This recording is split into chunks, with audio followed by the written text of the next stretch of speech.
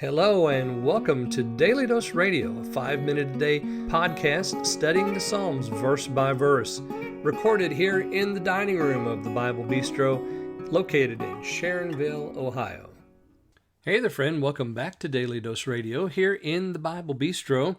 And we come now to the end of the first half, or at least my own artificial division of this psalm.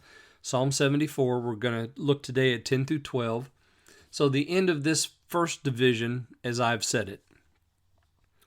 Part one is, the whole psalm actually, is a ground level view of the righteous judgment of God. He's told the people, you go back and look at 2 Chronicles 36, and you just read 14 through 21. He told them that if they didn't return and repent, that this was going to happen, and they didn't.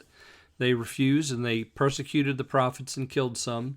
And then God sent this judgment upon them, which we're having a record of right here in Psalm 74. He's telling us about it. They come in. The enemies have come in. They've cut down the temple, and they've made a mess of things. We come now to 10 through 11, or 10 through 12, and we're going to go back to the questions. Remember, our ground level reporter, he's involved in this. He feels very near to all of this. So, and he's hurt. I mean, he would be. You would be, I would be. We see this happening. We ask the question, why, oh God, have you allowed this to happen? Have you cast us off forever? So that was verse 1. Verse 1 had the two questions. Now we come down to verse 10, and we have three more questions. Let me read 10, 11, and 12. O God, how long shall the adversary reproach?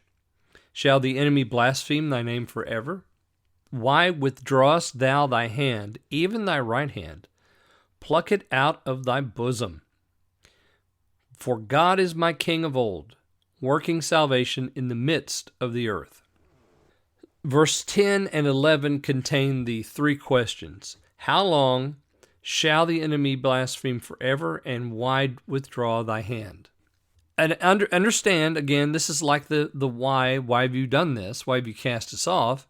Question there in verse 1, and why does your anger smoke against your people? Those are answered historically, as I said. If we take a 30,000-foot view of this, we see 2 Chronicles chapter 36, we see 2 Kings chapter 25, we understand why all this has happened. But if you're there and you're faced with it, you and I would probably say the same things. Oh God, why? Why has this happened? Not understanding the full context. Now, you'll notice at the end of 9, he says, neither is there among us any that knoweth how long. I said yesterday that is going to set us up for today, because now we begin with it as a question, not as a statement. We don't know how long it's going to be. But then he says, oh God, how long? So now he's asking, how long? How long shall the adversary reproach? Well, again, with the 70,000-foot view, we know the answer to that, because Jeremiah told them. It would be 70 years. And then the people would return, and they would rebuild. So how long shall the adversary reproach, and the enemy blaspheme thy name forever? Shall the enemy blaspheme thy name forever? No. As a matter of fact, when Darius comes to the throne, or Cyrus comes to the throne of the Persian Empire, he returns them all. He doesn't reproach the name of the Lord. He says, pray for me. You build that temple, and you go and you pray for me.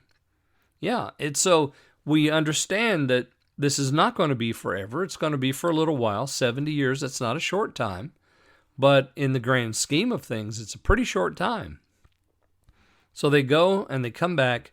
The enemy does not blaspheme forever. How long shall the enemy reproach? 70 years. We know that. Why dost thou withdraw thy hand, even thy right hand? We know that as well. Go back and look again. It's 2 Chronicles 36, 14 through 21. Pluck it out of thy bosom. And then we have verse 12. And you'll notice that King James has this translated, for God is my King of old. I don't like that translation. I'll tell you why. Because we don't have a preposition there at the beginning of that verse. We have a conjunction. So I would rather see this translated, but God. I noticed a translation that I read from on occasion says, yet God. So, but God or yet God, I think is better, because it puts it all into contrast. It puts the emotions of the moment, the devastation that he's witnessed. And even though he's asked these questions, how long shall the enemy, and why have you withdrawn your hand? Then he just sort of comes back to his faith and he says, but God is my king of old, working salvation in the midst of the earth. You see, this is a response to verse 1 and to verses 10 and 11. Our situation may change, but the person of the Lord never does. He still is working salvation. Even through this devastation, he's working out salvation for the people. They can't see it. Our reporter on the ground, the psalmist, he can't see it. But here he comes to himself and he says, wait a minute. But God is my king of old. He's in charge. He's always been in charge. He will always be in charge. And what is he doing?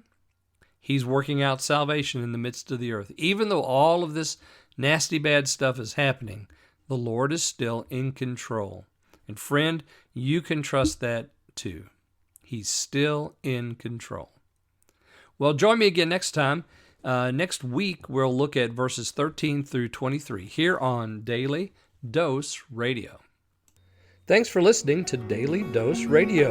For more fresh and delicious Bible studies, podcasts, books, and more, check out the Bible Bistro online and on YouTube.